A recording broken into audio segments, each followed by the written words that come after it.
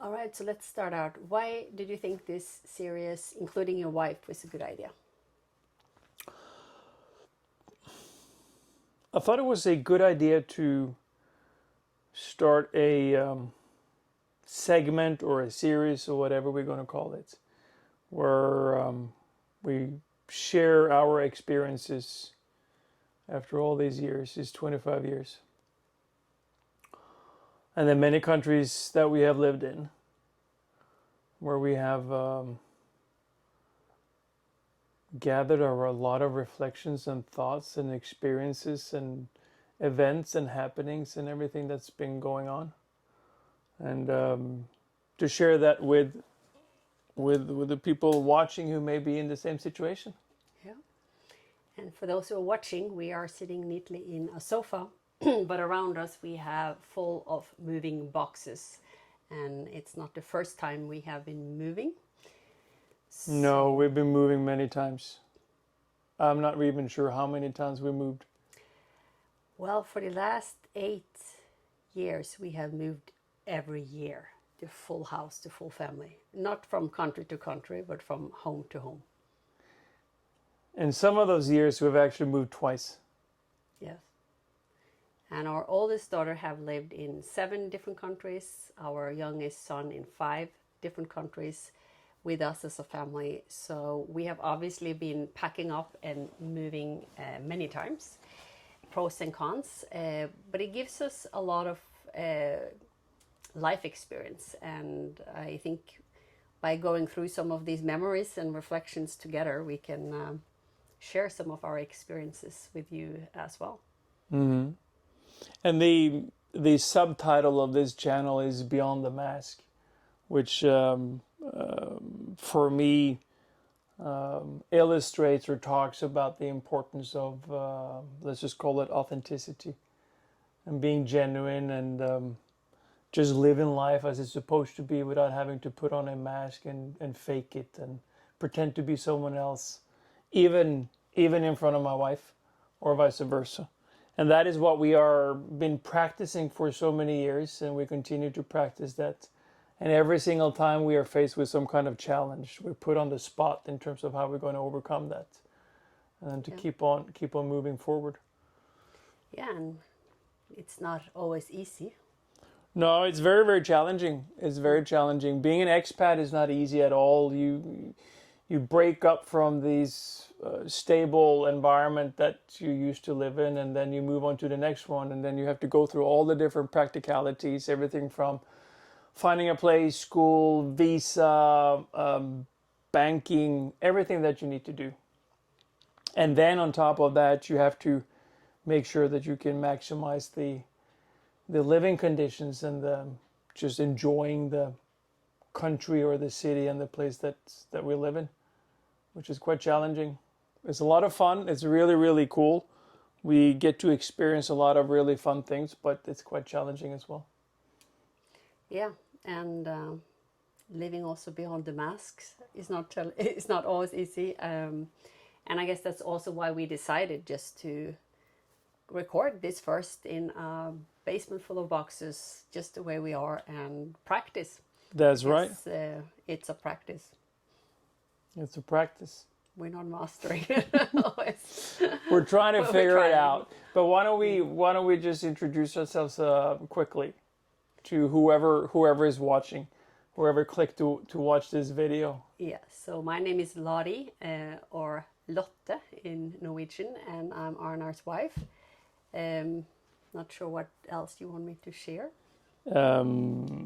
How old are you? Where you're from in Norway? At least the city, the part of Norway. He's very rude. You should never ask a woman of their age, right? But Yeah, but after I'll after 25 years, I get the privilege of asking that question. So I'm 48. So I'm just below the big 50. Are you that old? Yes, I know. But I'm always going to be younger than you. So. Yeah, that's true. That's true. No, I'm from south of Norway. We met in Oslo many years ago. I am a higher education teacher of profession, public speaking, business communication, and so on. But I have not always been working as we have moved from country to country. Sometimes I've been home with the kids. Other times I've had different jobs, like I was working as an art teacher at a international elementary school for a little while. And now here in Toronto, I'm working in higher education again. But it's been also a challenging part of being the expat trailing spouse, the one following along. It's not always easy to find work. You don't always know the language. You don't always have a work permit. So it's a lot of that.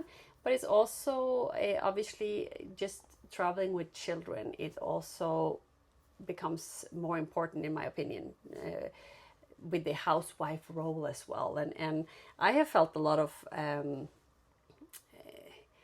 different viewpoints and opinions about that have not always been easy as well. No, it's quite challenging.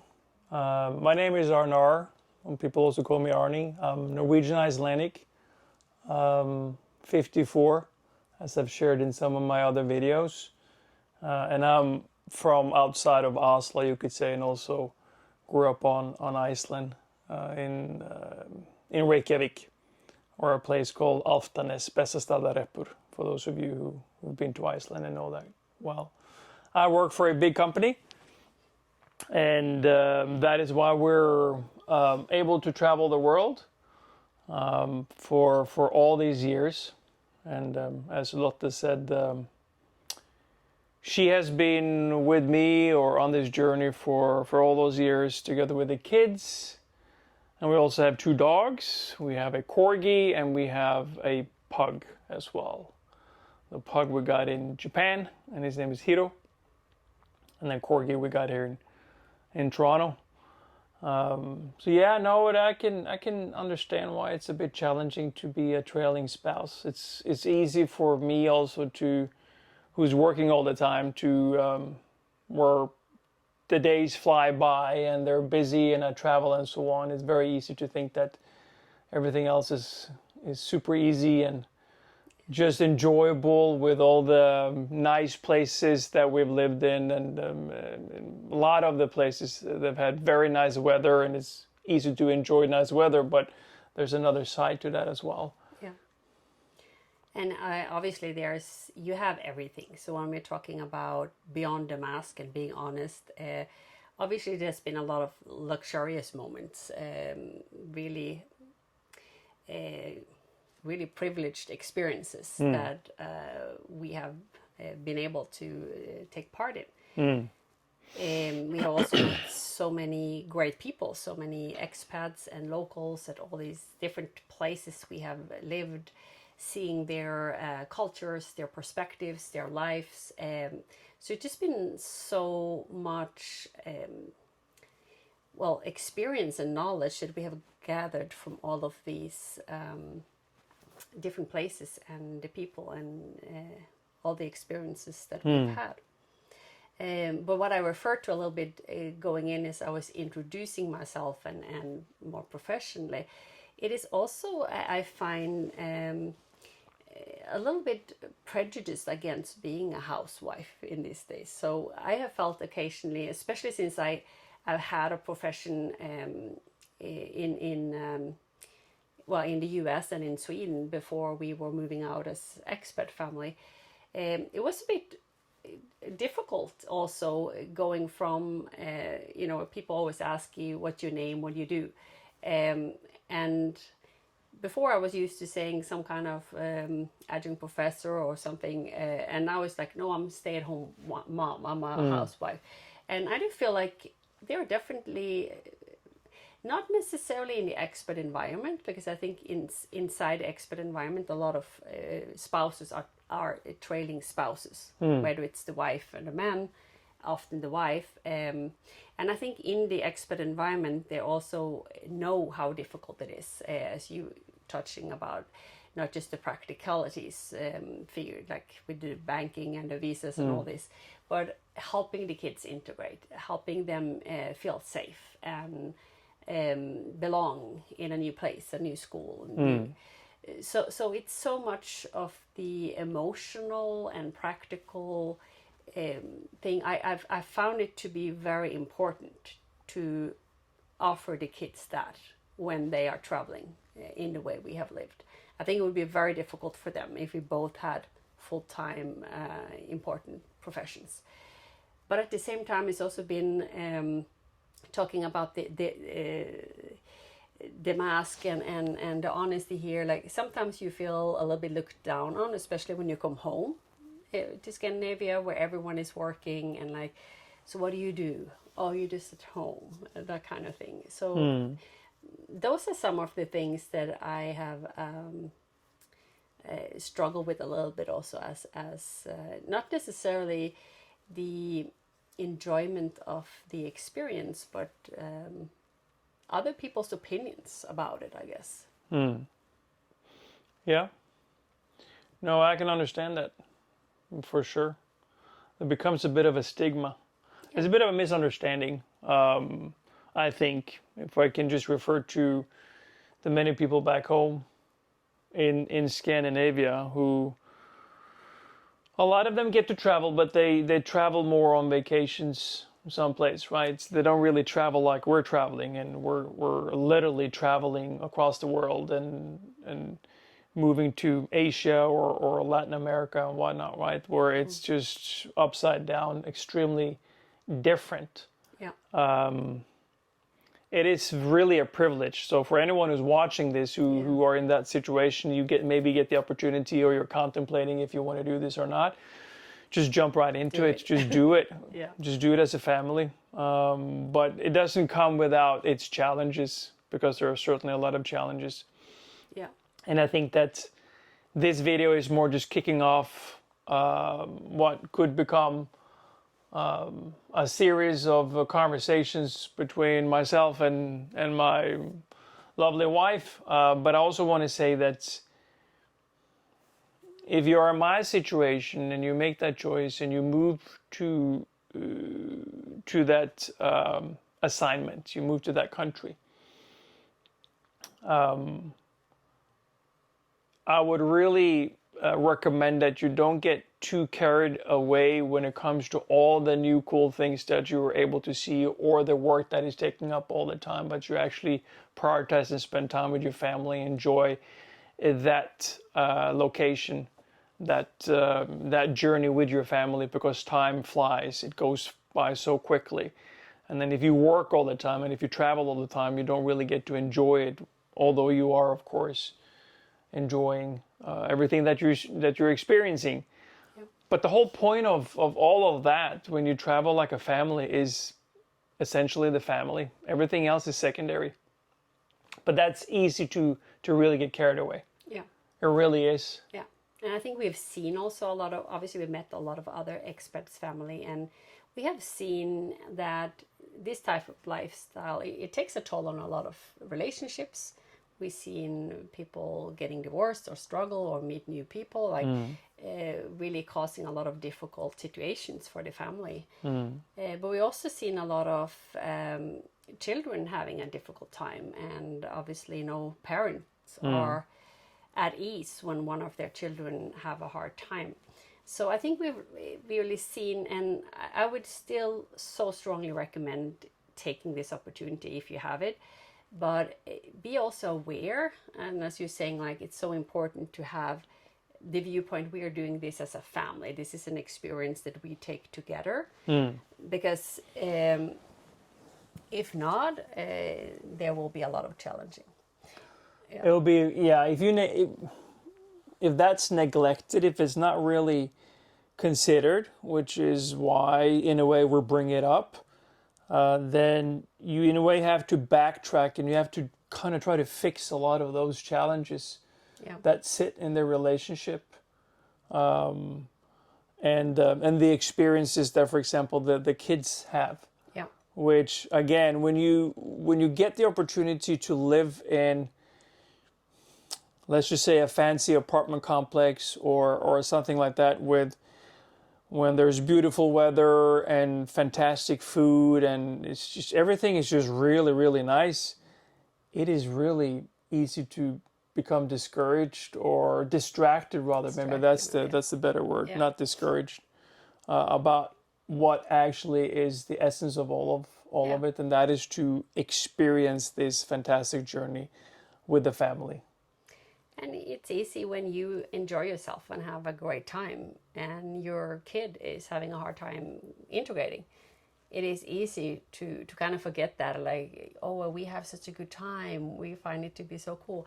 So it is very important to really make sure that you take very well care of your kids in the process. And when you do, they have a blast. But again, we've had ups and downs with our kids, different places, different friend groups, been up and down how well they have felt integrated and at home. But we also seen a lot of other families with kids, and obviously depending on what age they are, they're gonna handle the situation differently. I think the advice I got when we moved out, our kids were a bit younger. They were like almost 5 and 8 at the time we moved out the first time. And we moved to Shanghai the first time, to China. Yeah. And I think the recommendation I got that I found to be most valuable was just make sure you make play dates for your kids. And at that age, you may not think about it, but it was so important when you meet other expats or locals that you as a parent are just driving that to help ease that process for the kids. Like, you want to meet up for play date, you want to meet out for a coffee, like just, oh, our friends can, or our kids can meet and play. And it really helped them to make friends faster, which made them more at home quicker. For sure. So that I think is, again, it depends on the age. If you have teenagers, it may not be a good recommendation, but especially if you have younger or elementary kids, I think that's a good recommendation. And you know, kids are very resilient, but they need a lot of love and care. You know, and our kids were roughly 5. Yeah. And 8. Yeah. And it's easy to just think that everything is going to work out by itself, but it doesn't. It really doesn't. And while, of course, a company like the company that I work for, they support with all the different things, all the different practicalities, and they really lay it out. We still have to make sure that we become grounded. Yeah. And that we actually are able to enjoy. Yeah. Otherwise, it becomes a bumpy ride, and it doesn't become enjoyable. Yeah. And you know, it'll maybe backfire later on unless we actually do something about it. So it's a lot of work that goes into it, but it is really a fantastic journey that is very easy to get hooked on because you get to experience so many new things, and it's like every day is a bit of a holiday, almost, because it's new and. Yeah, it's some kind of in between. It's not like you are fully on holiday, but you're definitely not fully in the regular life at home. It doesn't feel like that. So there's some kind of in between feeling, at least I feel. And it's just been so exciting also going through all of these experiences that I haven't felt so draining to go through the daily life tasks that are generally hard. For sure. I think the toughest thing for me though is the periods where one of our child had a tough time. Those are always the hardest time, and it's been very important for us to try and help and support them as much as possible. And that you never really know. No. You know, we've lived in, perhaps we should have said that initially, we've lived in Shanghai, in Tokyo, in Mexico City, and now we're in Toronto. We also lived in Helsingborg, Sweden for many years before moving to Asia. And you don't really know exactly. It's not like flipping a coin, but you don't know how the kids are going to be integrated into the neighborhood with their friends in school and so on. No. But the difference is that usually when you grow up in a neighborhood in your home country, like we grew up in Norway, we do that from the get-go. And then we build those relationships and we're part of that community. Yeah. in our case, we're literally put into an existing community where we don't even understand the language. Of course, we understand English and can speak English, and we maybe happen to bump into some Scandinavians or someone who we can resonate with. Yeah. But everything is new. Yeah. And then you move on to the next one. You don't know exactly how that's going to be compared to the one that was previously. And then all these expats journeys, they're based on usually on a contract, and that contract expires, and then you move on to the next country. Yeah. So that part is a bit tiring. Yeah. But I think also there, if in this first episode we're kind of sharing some of our expat experiences. Well, our daughter was also born in the US and lived in the US and in Norway while she was young. But it was first, I would say, after we moved to China from Sweden, was the first time our kids were like old enough to make their own friends and experience this either in pre-K or in school. And I will say though that moving schools in the way we have done from country to country when you go to an international school is not the same as moving school in your home country. Because just as you said, like when we grew up, you made friends maybe first day at school and you were friends and you knew everyone at that school more or less with some few exceptions year after year. But in international school, people come and go all the time.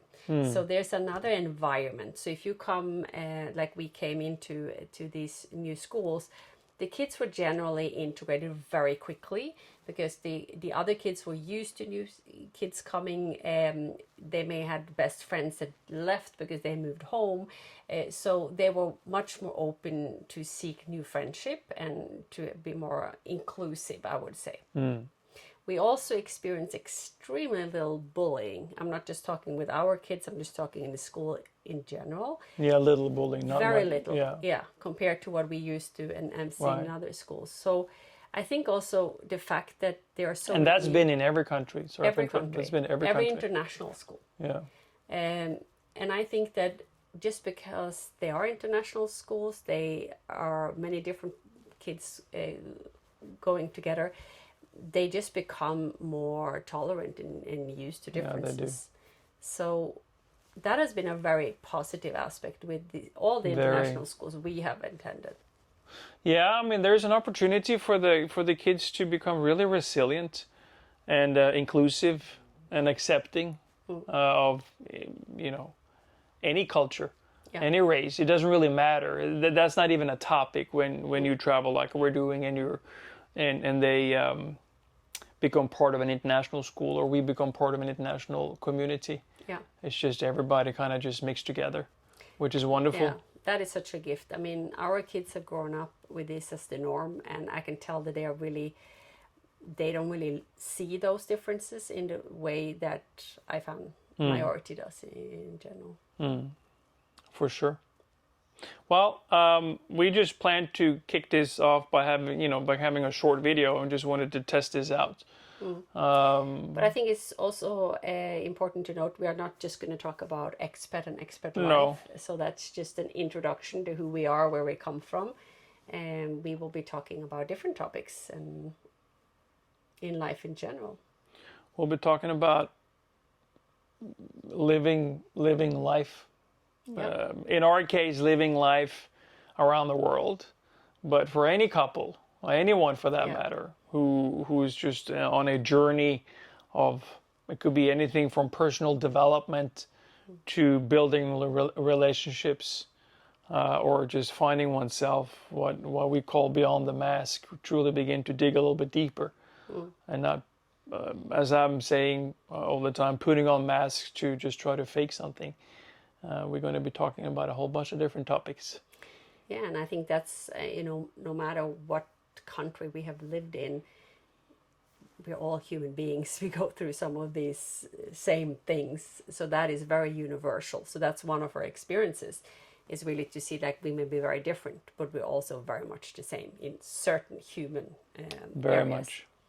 But I also think, just talking about beyond the mask, it is very hard not to have a mask.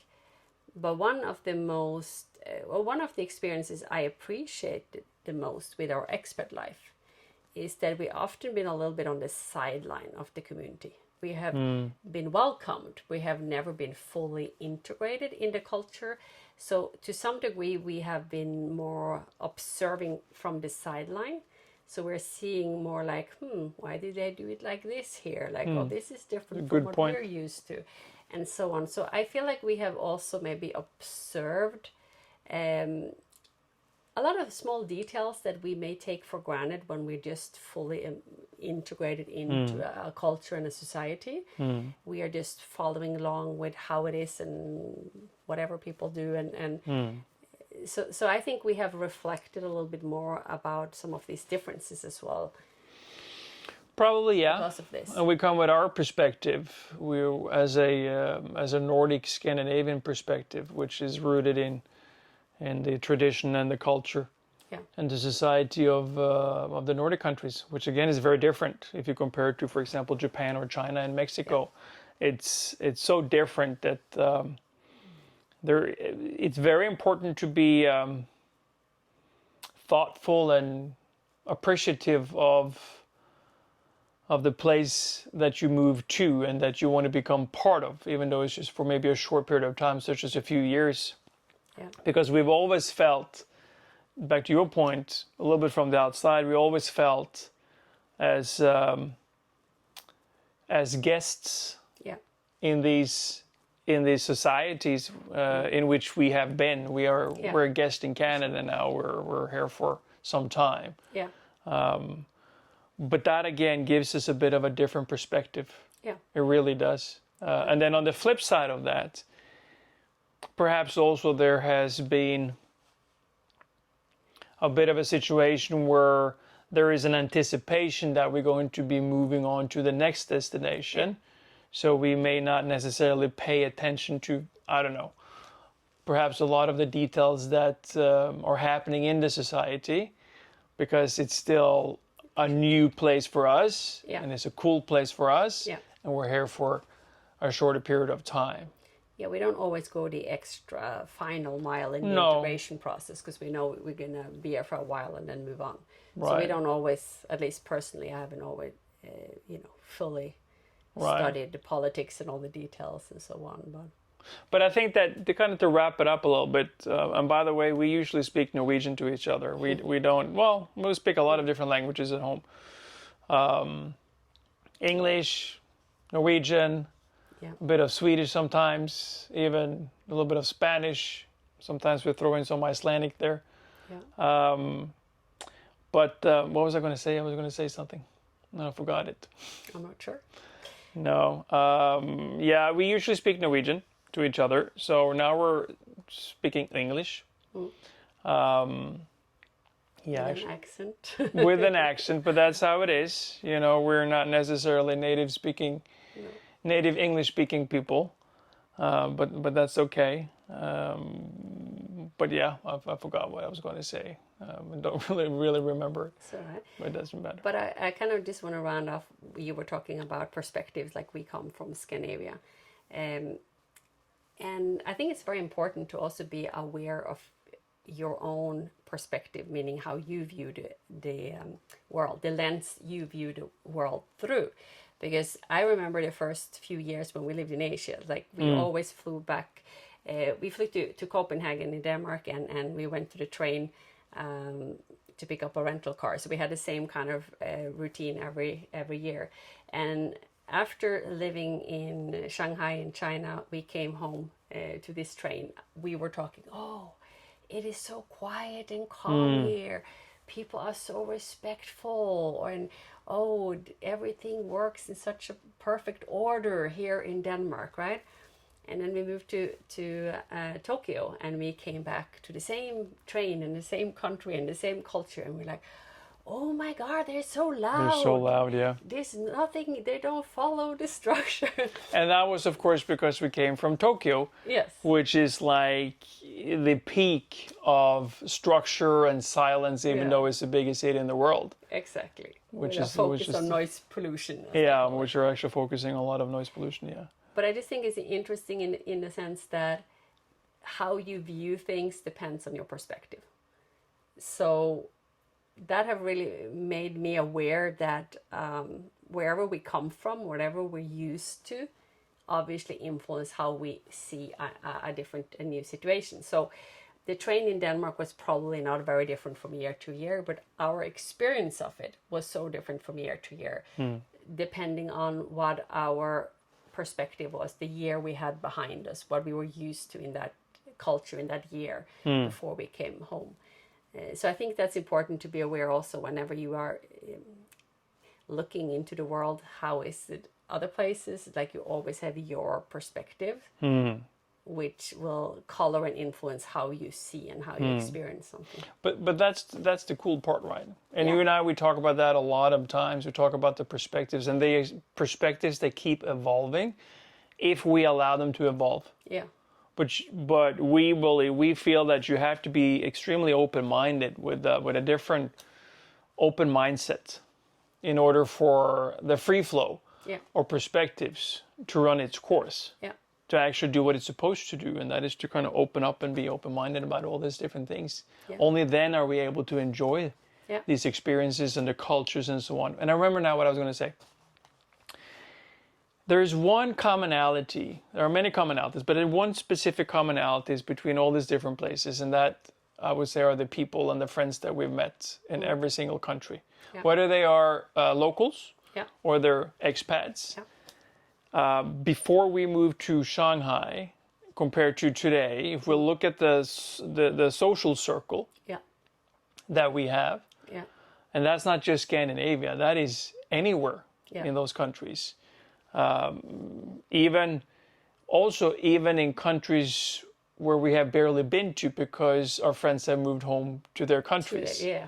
So it's like this. If we had a map on the wall, it would be really good friends in all parts of the world pinned to the map that we could call, we could visit, because we were able to establish such good relationships with them. Yeah. And that's fantastic. That's fantastic. That's fantastic. And that goes for the kids too. I think when they're young, they feel really sad leaving friends and so on. When they get a bit older, they keep their friends. And I think it's a good example now is our daughter who's at the university. She's older now. This summer, she just met her best friend from Puebla, Mexico, in Germany, in Europe. And it is so fun to see how they are now kind of viewing the entire world as their potential. It's fantastic. Yeah. We hope you enjoy the video. This is the first video. We will look into what kind of topics we're going to talk about. The lighting is probably going to be a little bit different. The mess that you can't really see, which is we're surrounded by mess. We'll all move forward step by step. And if you enjoyed it, like and subscribe, and put your comments below if you have questions or if you have similar experiences. We would love to hear from you. And then this has been fun. It's been 30-something minutes of just talking in English to my wife and vice versa, which is a little bit different. Let's round off this first episode, Beyond the Mask, by really showing beyond the mask. Where is the chaos? There's the chaos there. And if you flip on the other side. And here are the boxes. And this is just part of it. So this is the perfect studio. Så ja.